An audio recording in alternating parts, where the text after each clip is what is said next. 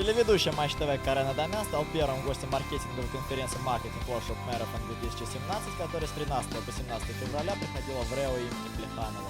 Как раскрутить имя, как с пользой проводить время, как пользоваться современными технологиями, этим и многим другим поделился со студентами факультета маркетинга и журналистики разных вузов спортивный журналист. Также Карен Адамян рассказал о собственном опыте. По словам телеведущего, самым ожидаемым событием в его журналистской карьере станет чемпионат мира по футболу в России. Во время своего выступления лектор призывал студентов не останавливаться на достигнутом, искать различные варианты и пробовать себя в различных ролях.